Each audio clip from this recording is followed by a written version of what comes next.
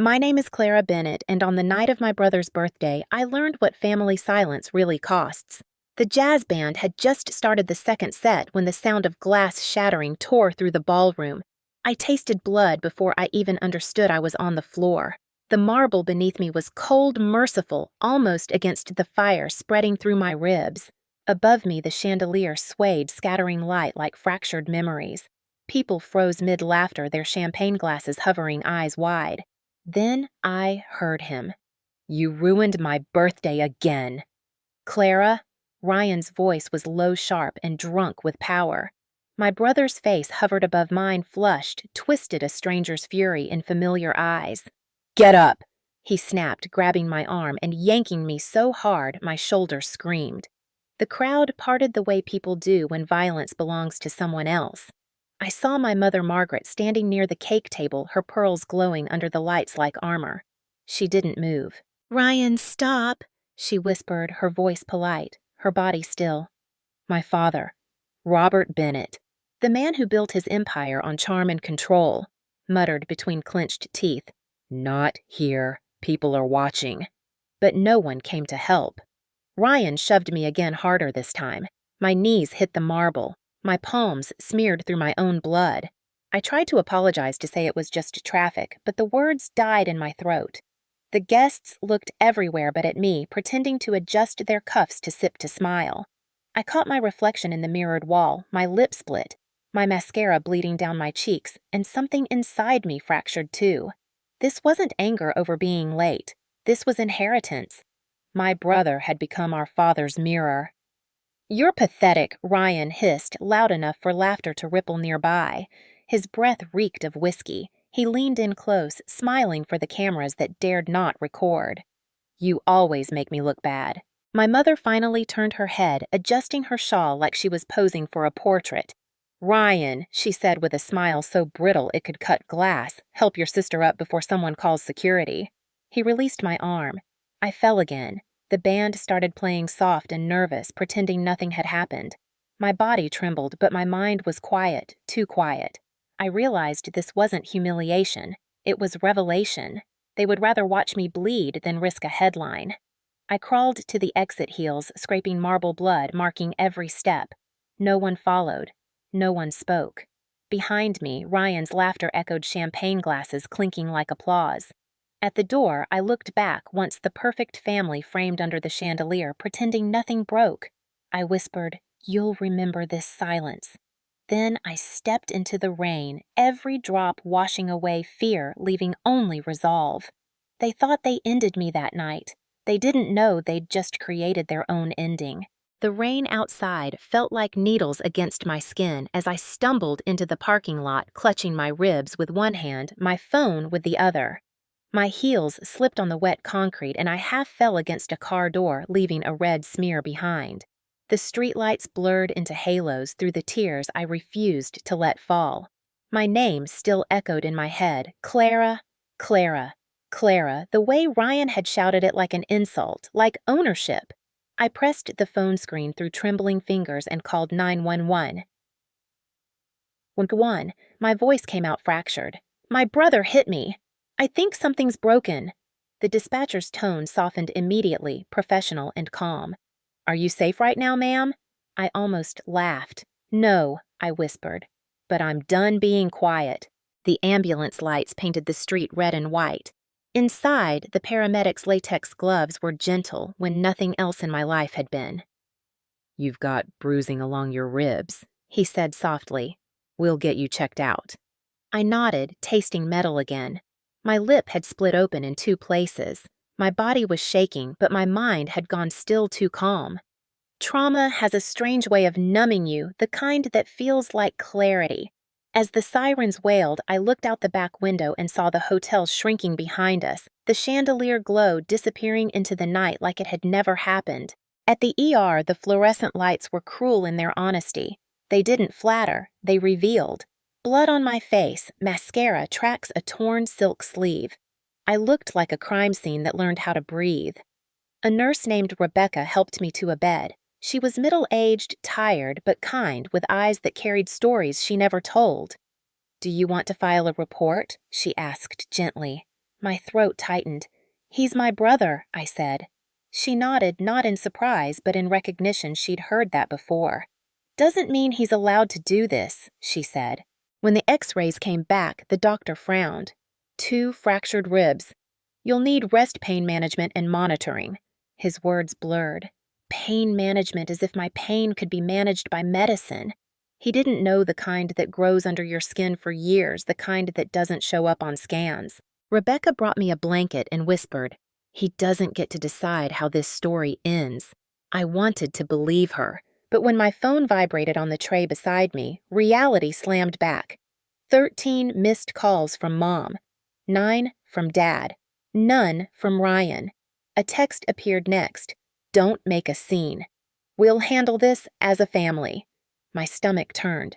That phrase, "handle this as a family," had always meant bury it.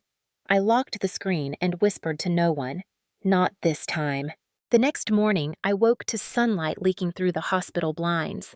My body ached, but there was a steadiness under the pain. Something new. A detective stopped by. "Ms. Bennett, we received a report from the hospital staff. Would you like to press charges?" His voice was calm, but I saw the flicker of doubt in his eyes. Rich family, influential last name. They all hesitated before crossing that line. I met his gaze and said, "Yes. I want it on record." He nodded slowly. "We'll begin the process." After he left, I stared at the ceiling, tracing the cracks in the paint. I realized I'd been tracing cracks my entire life in people in walls, in the version of myself they taught me to be.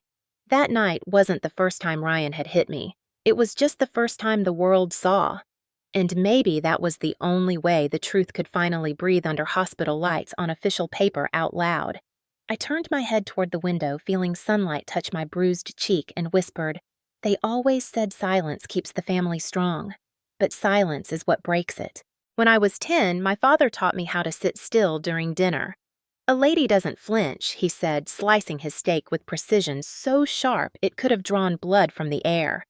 My brother Ryan laughed when I dropped my fork, and my mother's hand found my shoulder soft but firm, pressing me back into the chair. "You're too sensitive, Clara," she whispered, smiling for the guests. "Your emotions make people uncomfortable." That night, I learned my first family rule: pain must never leave the table. Our house in Dallas was the kind that made architects proud and children quiet. Everything was marble glass symmetry and fear. My father's approval was as rare as mercy, and Ryan inherited his crown before he could even drive. When he broke the neighbor's window with a golf ball, Dad called it an accident. When I spilled juice on the Persian rug, I was grounded for a week for carelessness. The message was clear. Even then, Ryan was the heir, I was the stain. By 17, I knew how to measure my worth by volume. The quieter I was, the less I got hit. Ryan loved testing the limits. A shove on the staircase here, a cruel joke at family brunch there. When I told my mother once that he had slapped me after I caught him taking cash from Dad's study, she didn't gasp or scream. She simply sighed and said, "You have to stop provoking him." I remember thinking how strange it was to be blamed for someone else's fists. In college, I studied business finance because my father said, "At least it's practical." Ryan failed his classes twice, but was rewarded with a new car for trying. He joined Dad's oil company as an assistant executive, which really meant being chauffeured around to board meetings where he could play the role of the charming heir. Meanwhile, I took out student loans and got a part-time job auditing small accounts. Every paycheck felt like rebellion. Still, I kept showing up to birthdays, holidays, dinners, dutiful, polite, and visible, because that's what daughters do in families like ours. They show up, they apologize for breathing too loudly, they clean up the glass after someone else's rage. But even obedience has an expiration date. Mine arrived the day I found Ryan in Dad's office shredding what looked like company documents while laughing into his phone. "Relax," he said when he caught me staring. "It's just a little creative accounting. You wouldn't understand." But I did. I understood more than he realized. I understood that the same boy who once stole my allowance money was now laundering millions through our father's company, and the same parents who ignored bruises on my skin were ignoring the rot in their empire. That was the night I started keeping copies of emails, invoices, memos. At first, I told myself it was just to protect myself in case Ryan ever blamed me. But a quiet part of me whispered something different. Evidence is louder than pain. Now, lying in the hospital bed with fresh bruises blooming across my ribs, those memories pulsed like old wounds. The pattern was perfect, predictable, generational. My father ruled through dominance. My mother enforced through denial. And Ryan, their masterpiece, combined both. For years, I had tried to fit inside their silence, believing that peace meant obedience. But now, as sunlight filtered through hospital blinds, I realized something they had never taught me. Silence doesn't protect love. It protects power. I closed my eyes and pictured that chandelier again, glittering above the blood on marble, and I felt a strange calm spreading through the ache in my chest. I wasn't just a victim, I was a witness. And witnesses, once they start talking, can burn empires to the ground. The next morning, the hospital room smelled faintly of disinfectant and betrayal. My phone vibrated endlessly on the tray beside me, notifications piling like debris after a storm. When I finally unlocked it, the messages hit like fresh bruises. Mom, Clara, please don't talk to anyone about this. You'll ruin Ryan's reputation. Dad, we'll take care of your bills. Just don't file anything official. Ryan, nothing. Silence the kind that screams guilt. Then came another text from my mother, the one that always ended the conversation. You're exaggerating. He didn't mean it. We can't let this get out. I almost laughed. They were more terrified of headlines than of my cracked ribs. The Bennett legacy couldn't afford scandal. I typed one reply. He broke 2 ribs. That's not an exaggeration. That's evidence. Then I turned the phone face down and let it buzz itself into exhaustion. A few hours later, a man in a gray suit walked into my room. Ms. Bennett, he said smoothly, flashing a card. Your father asked me to check on you. I'm Mr. Lang, family attorney. The word family felt like poison. He stood at the foot of my bed, voice measured, rehearsed. We'd like to resolve this privately. The hospital report can be adjusted. These things happen. I stared at him. You mean assaults? He smiled like I was being naive. Family misunderstandings. You don't want to destroy your brother's future over a mistake. A mistake. That's what they called it every time he hurt me. When I was 16 and he slammed a door on my hand. When I was 20 and he cornered me at Thanksgiving to tell me I'd never be worth our last name. Now, even with my body fractured, they still tried to package my pain as inconvenience. Tell my father, I said quietly, that I'll handle this one myself. Lang's smile faltered for half a second before he recovered. I'd advise you not to make emotional decisions. Good, I said, meeting his eyes. I'm not making one. He left without another word, and for the first time in my life, I realized how fear changes sides when you stop playing along. By evening, my mother arrived in person. Her perfume entered the room before she did Jasmine in control. She stood near the bed, clutching her designer purse like a shield. You look awful, she said, her voice trembling between pity and accusation. I can't believe you'd humiliate us like this. Us. Always us. Never me. I stayed quiet, letting her fill the silence. Do you know how this will look? Reporters will twist it. Investors will panic. Your father is furious. Her voice cracked slightly. You could have handled it differently, Clara. I met her eyes. You mean quietly? She blinked, startled, as if hearing me for the first time in years. Ryan didn't mean it. You know how stressed he's been. The company is going through a lot, and I'm supposed to bleed quietly so your son can have peace, I asked. My tone was calm, deliberate, the kind that doesn't tremble. Her lips parted, but no words came. For a second, she looked almost human. Then she straightened her posture, fixed her expression, and said, You've always been dramatic. I'm just asking you to think about the family. I am, I whispered. For the first time, I'm thinking about what kind of family we really are. When she left, the door clicked shut softly, but the sound felt final, like a seal breaking. That was the last time my mother looked at me as her daughter. The next time she'd see me, I wouldn't be the weak one. I'd be the reason the Bennett name finally meant something honest, even if that honesty burned everything down. 3 days later, they sent him. Ryan, my brother. The golden hair, the charming face of Bennett Energy, the one who'd smiled for Forbes covers while his hands were built for breaking things. The nurse at the front desk hesitated before letting him in. His confidence was its own kind of weapon. I smelled the whiskey before I heard his voice. "Hey, sis." He said it like we were catching up over brunch. The casualness of it was almost artistic in its cruelty. He stepped closer, eyes hidden behind dark aviator's hands tucked into his tailored jacket. "You look terrible," he said with a smirk. "You made quite a show." I stared at him without answering. Silence unsettled him. It always had.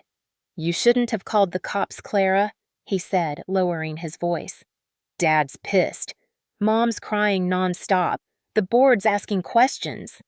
He leaned closer, his words laced with arrogance. "But lucky for you, I convinced Dad to make it all go away.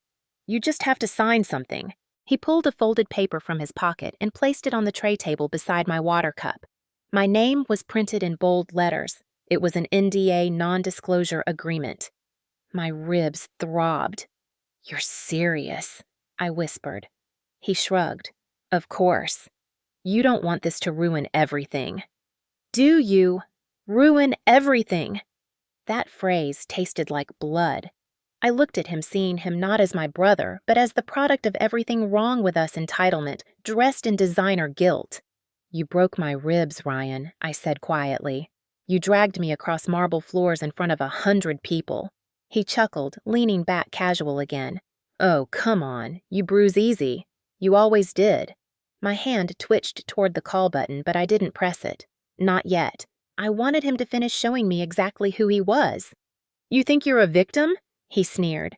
"You always were the family's martyr.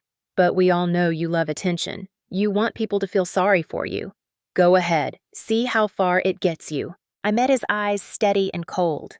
"Farther than you think." He tilted his head, confused. "What's that supposed to mean?" I smiled, faint and deliberate. "It means I already filed a report. It's not going away this time." For the first time, I saw his composure crack. "You didn't." "I did." I pointed to the paper. "You can take your NDA and give it to Dad. Maybe he'll sign it." His jaw tightened. "You're going to regret this," he said, voice low, trembling with the kind of fury that comes from losing control. "You always overplay your hand, Clara. You don't know how powerful we are." I took a slow breath. "Then you should have thought about that before putting me in the ER."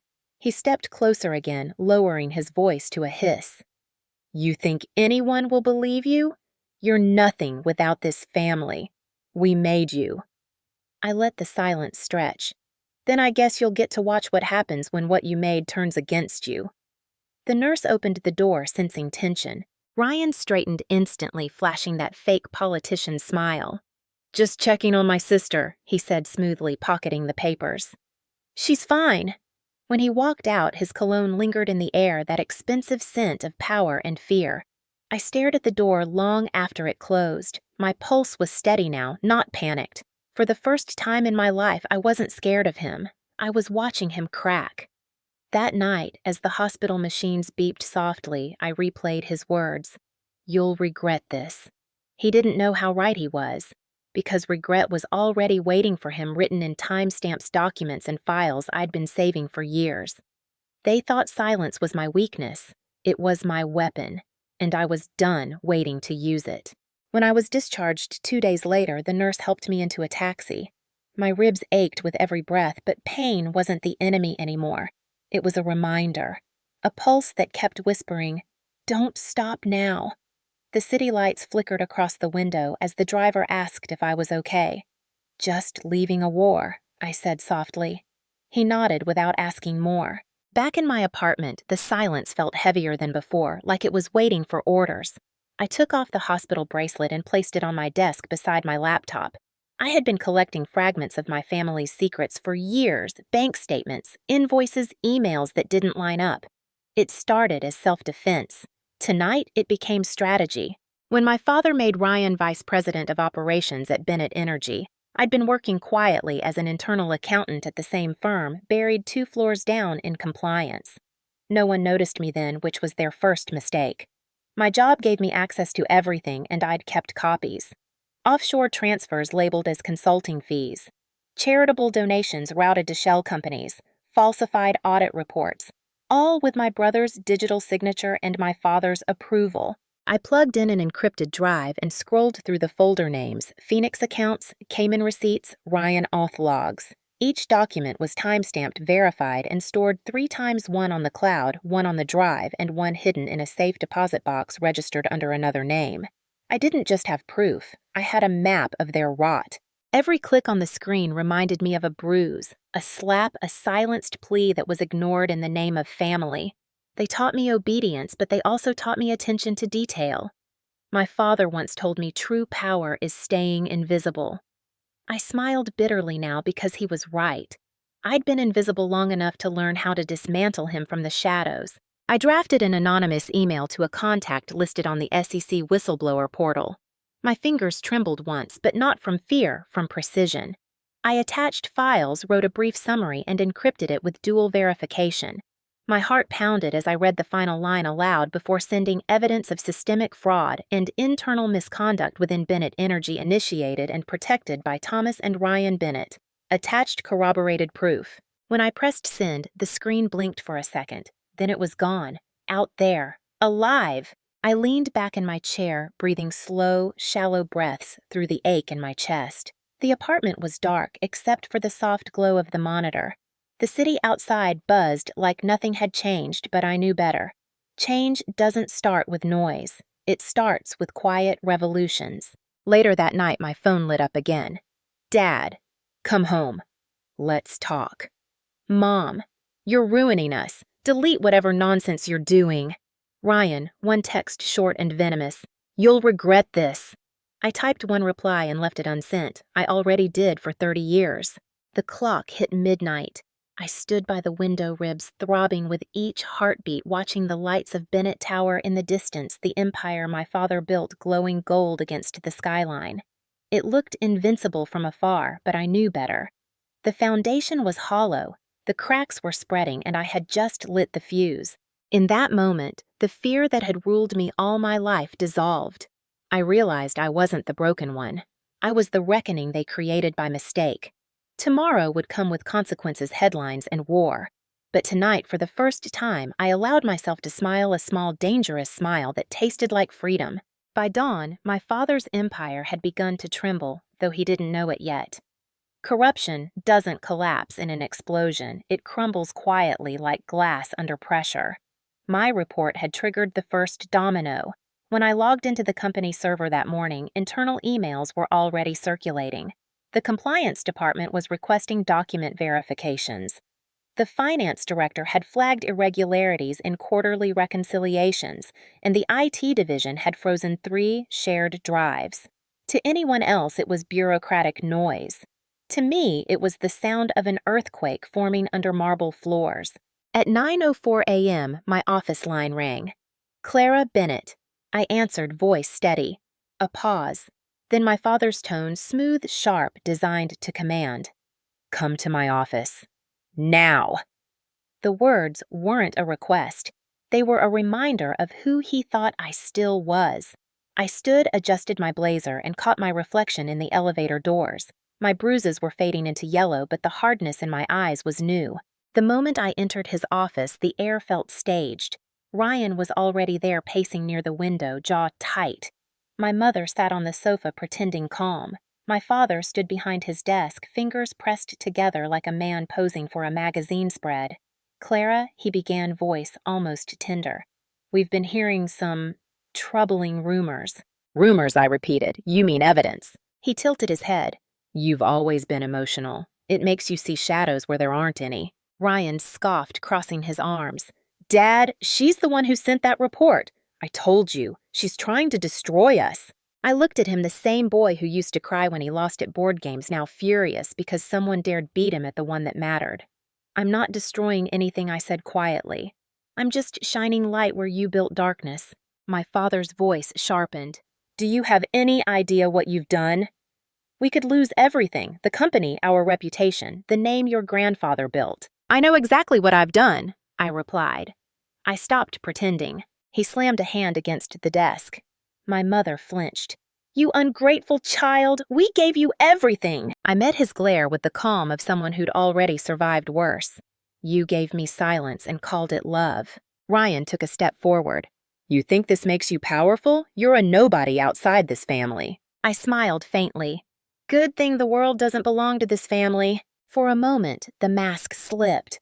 I saw fear flicker in my father's eyes, not for me, but for the truth. Then, he composed himself, straightened his tie, and said coldly, You will retract your claims, Clara. If you don't, you're out. No inheritance, no shares, nothing. I already have nothing, I said, standing, and I've never been freer. Ryan muttered something under his breath. I turned toward him. You should start cleaning your accounts, I said evenly.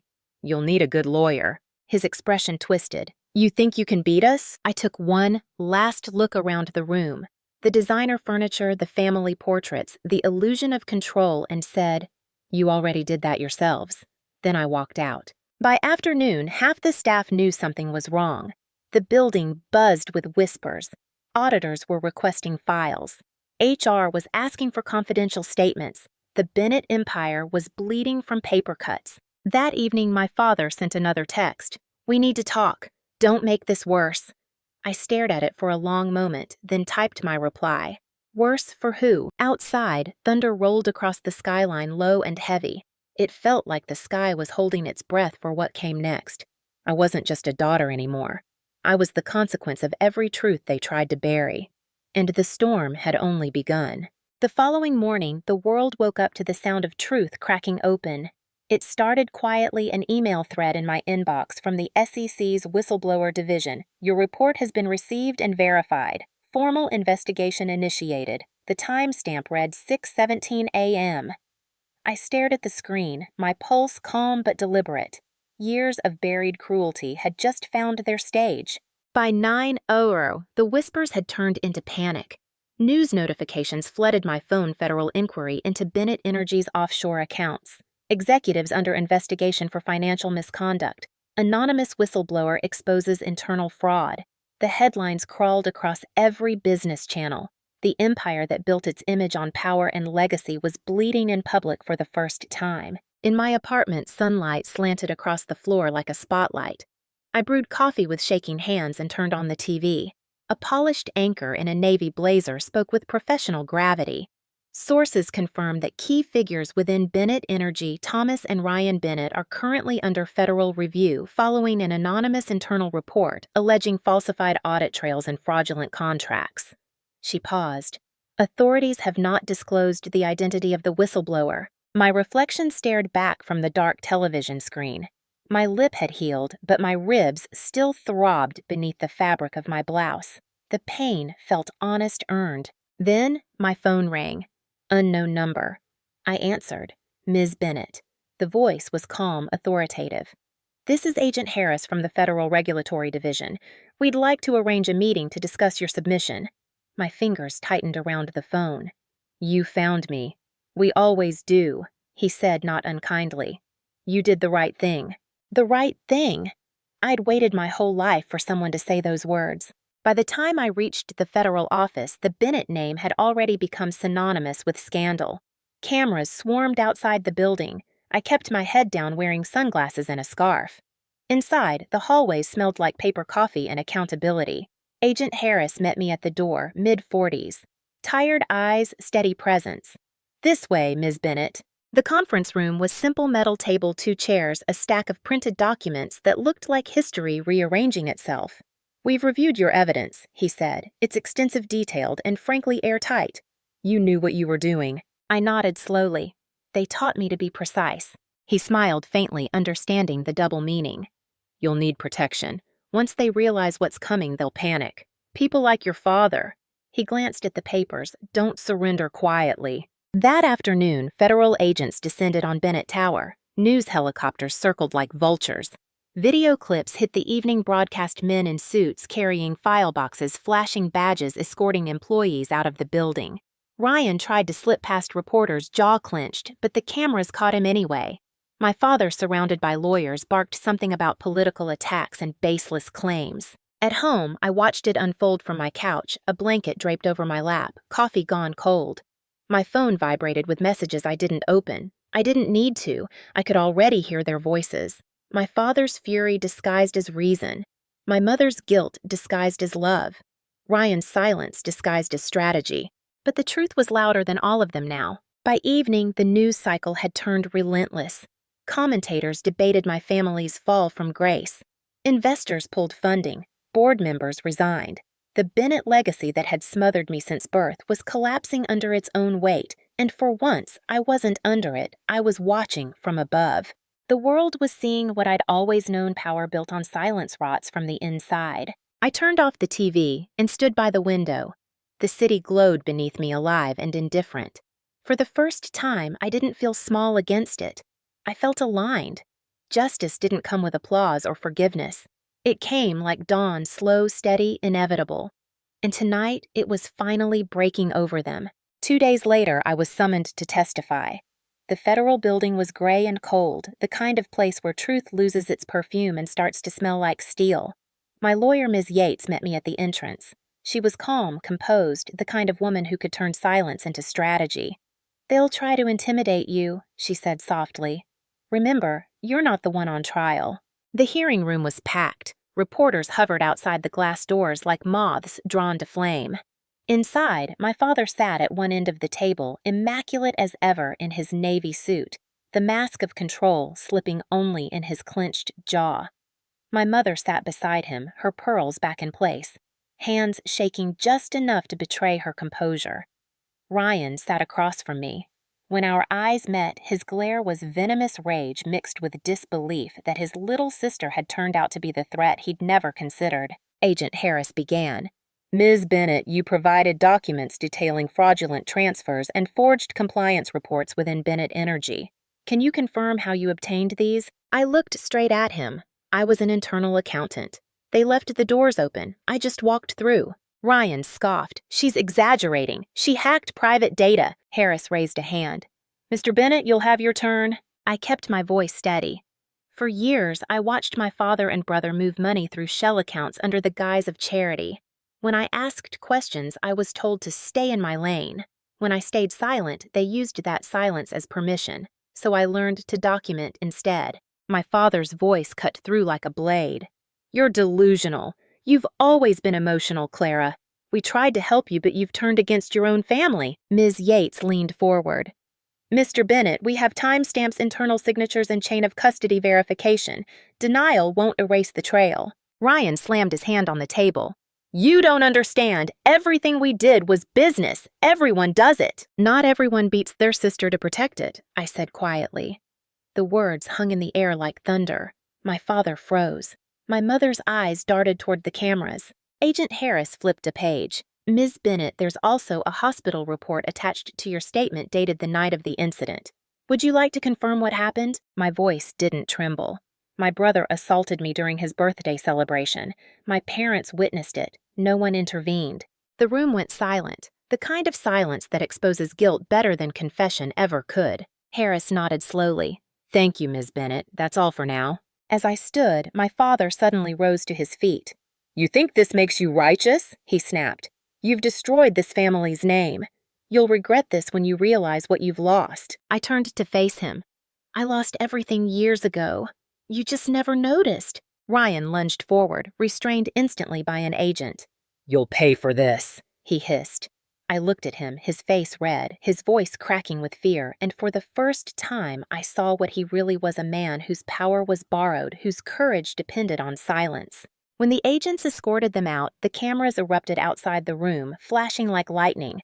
My mother paused near the doorway, eyes glossy, whispering, "You've humiliated us, Clara." I met her gaze one last time. "No, Mom, I freed us." Outside the courthouse, the sky was pale and vast, the air heavy with headlines and truth. Reporters shouted my name. I didn't stop. I didn't smile. Justice wasn't supposed to feel like victory, it was supposed to feel like release. And that day, walking down those courthouse steps, I felt every chain that had ever held me begin to fall. The morning after the hearing, the Bennett name no longer stood for wealth, it stood for wreckage. The newspapers didn't pull their punches. Bennett Energy faces federal seizure, fraud, corruption, and family implosion. Every news channel replayed the footage of Ryan shouting my father's furious denial, my calm testimony beside the words, "Whistleblower daughter exposes billionaire family." For years, I'd been invisible. Now my silence had become a headline. When I stepped out for coffee that morning, the barista recognized me. "You're her, aren't you?" she said softly. "The one who stood up to them." I nodded, unsure what to say. She smiled, slid my cup across the counter, and whispered, "About time someone did." It was such a small thing, but it cracked something inside me, a quiet relief, a reminder that sometimes strangers see you clearer than family ever will. That same afternoon, the inevitable happened. The SEC froze Bennett Energy's assets. Federal agents raided the family estate. Helicopters circled above the mansion that once hosted senators and CEOs. Reporters camped outside the gates while movers carried out boxes of seized documents. Inside those boxes were decades of arrogance, greed, and the illusion of control. Ryan was arrested first, charged with embezzlement, obstruction, and assault. My father followed hours later, escorted out of his office in handcuffs. The photo of him glaring at the cameras went viral within minutes. My mother, ever the perfectionist, tried to hold her head high as she was escorted into the car for questioning, but her mascara betrayed her. The woman who'd once taught me to hide pain behind lipstick now had none left to wear. When the doorbell rang that evening, I expected reporters. Instead, it was Rebecca, the ER nurse who had helped me weeks ago. She handed me an envelope with a shy smile. "They sent this to the hospital by mistake. It had your name." Inside was a letter from the district attorney's office. "Formal charges proceeding. You may be called as a primary witness." I stared at the paper for a long time, then folded it neatly and placed it on the table beside my coffee mug. The world outside was loud, buzzing with drama and scandal, but inside my apartment, it was calm. The quiet didn't scare me anymore. It felt earned. That night, I turned on the news just as the anchor began the segment.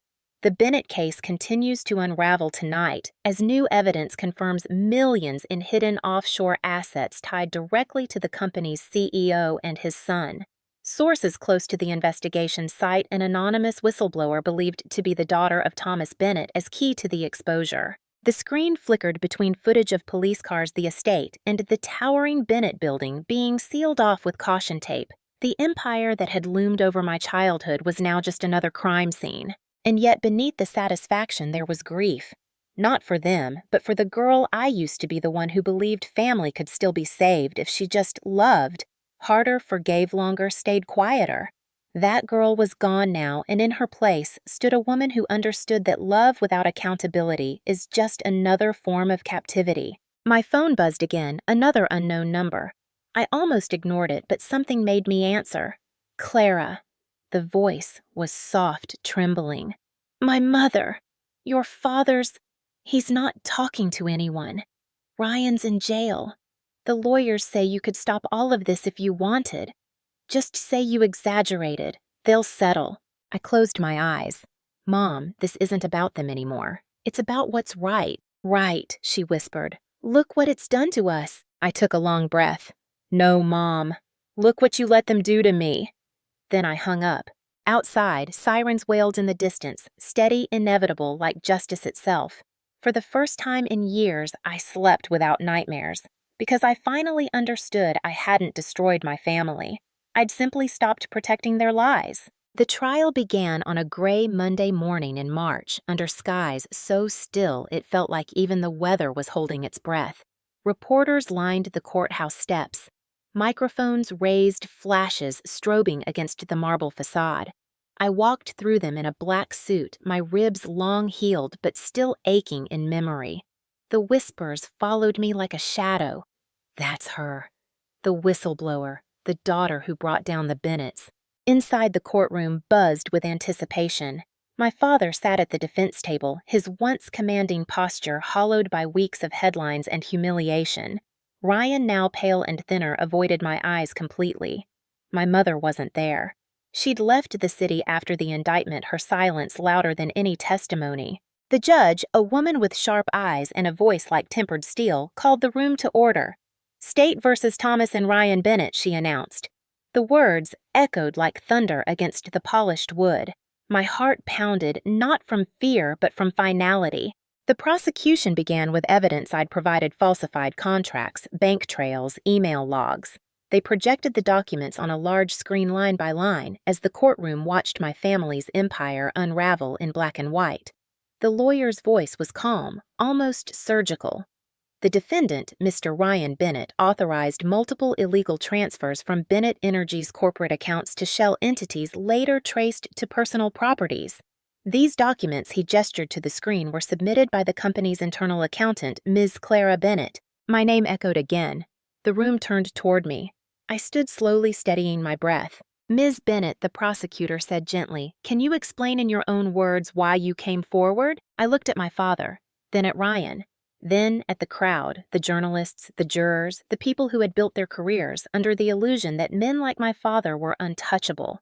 Because I believed silence was loyalty, I said, and silence nearly killed me. A murmur swept the courtroom. The prosecutor nodded. "And when you say killed, you're referring to the incident that occurred on the night of your brother's birthday." "Yes," I said evenly. "He attacked me. My parents saw. They did nothing. That night I realized the violence didn't start at home. It started in the way they handled truth. They punished honesty the same way they punished weakness." Ryan suddenly spoke, his voice sharp, desperate. "You're twisting everything. You've always hated us." I turned toward him. "I didn't hate you, Ryan. I pitied you, because you thought cruelty was strength." The courtroom went silent again. The judge leaned forward slightly, eyes narrowing as if weighing every word. The prosecutor thanked me and motioned for me to step down. As I walked past the defense table, I felt my father's stare, a cold, hollow thing. For the first time in my life, he didn't look like a man in control. He looked like a man watching his own legacy burn. Days passed like lifetimes. Witnesses testified, documents piled up, and slowly, inevitably, the illusion of the Bennett name disintegrated. When the verdict finally came, the air inside the courtroom was thick enough to choke on counts of financial fraud, embezzlement, and obstruction of justice guilty. The words landed like a hammer. My father closed his eyes. Ryan slumped forward. Cameras flashed. Reporters sprinted outside to break the story. I didn't cry. I didn't smile. I simply exhaled. Years of fear, of gaslighting, of believing I was the problem, it all drained out of me in one long, quiet breath. When the judge adjourned the session, I stood to leave. As I reached the aisle, my father spoke for the last time. "Clara," he said softly, almost pleading. I turned. "You destroyed the family." I met his gaze with a calm that no longer trembled. "No, Dad." I ended the lie. Then I walked out of that courtroom into the cold spring air, the flash of cameras fading behind me, and felt something I'd never known before: peace without permission. Spring melted into summer, and the name Bennett finally stopped trending. The headlines moved on to newer scandals, younger billionaires, fresher greed. But the echoes lingered. People still whispered when I walked past, some with pity, some with admiration, but none of it mattered anymore. The war was over, the silence was dead, and I was still standing. I moved out of Dallas and rented a small cottage 2 hours north by a lake where the mornings smelled of pine and the nights hummed with crickets. The house was quiet, not the suffocating kind of quiet I grew up with, but the kind that breathes. I spent my days writing statements for victim advocacy groups, consulting anonymously on financial ethics cases, helping other women document what they were told to bury. My ribs healed completely, though sometimes when it rained, I could still feel the ache, like a soft reminder of what survived. The Bennett estate was auctioned off that fall. The marble floors where my blood once stained were scrubbed, polished, and sold to strangers who would never know the ghosts beneath their feet. My father was sentenced to 15 years in federal prison. Ryan got 7. My mother moved abroad citing health reasons, though everyone knew it was shame. I didn't attend any of their hearings after the verdict. Justice didn't need my presence, it had already learned my name. One afternoon, as sunlight rippled across the lake, I received a letter. It was from Rebecca, the nurse who had held my hand that night in the ER. Inside was a short note. "You reminded me that strength isn't loud, it's consistent. Keep going." I sat by the water for a long time, the wind lifting the edge of the paper, thinking about how sometimes strangers become the keepers of your story when family fails to hold it. A month later, a journalist reached out asking for an interview the whistleblower who brought down her family. I declined. I didn't want to be their headline anymore. The story wasn't about revenge. It was about survival, and survival doesn't always photograph well. Instead, I wrote an essay under a pseudonym for an online journal. The title was simple: The Price of Silence. In it, I told my story not as a scandal, but as a truth thousands live and never name. It went viral within days. Women from across the country emailed me teachers, accountants, mothers, retirees. Some said they'd left abusive homes after reading it. Others said they'd started documenting their own evidence. One woman wrote, "You gave my fear a voice." I cried that night not from pain, but from recognition. The kind that says, "You weren't alone after all." As the sun set over the lake, I lit a small candle and whispered their names: the girl I used to be, the woman I became, and the silence I buried. I didn't forgive my family. Forgiveness is not the same as release. But I released them their hold, their power, their shadow. I finally understood that closure doesn't come from apologies. It comes from truth surviving long enough to outlive its abusers. One evening, while walking by the water, I caught my reflection in the ripples. For a moment, I saw both versions of myself, the bruised one crawling away from marble floors and the woman standing tall against the wind. She smiled first, and I smiled back. When the breeze carried the last echo of that night away, I whispered to the dark water. They said I'd regret speaking out, but silence was the only thing I ever regretted. And for the first time in my life, I didn't feel like someone who'd lost a family. I felt like someone who had built one out of truth, courage, and every broken piece that learned how to stand again. The storm was over, the air was clear, and I was finally free.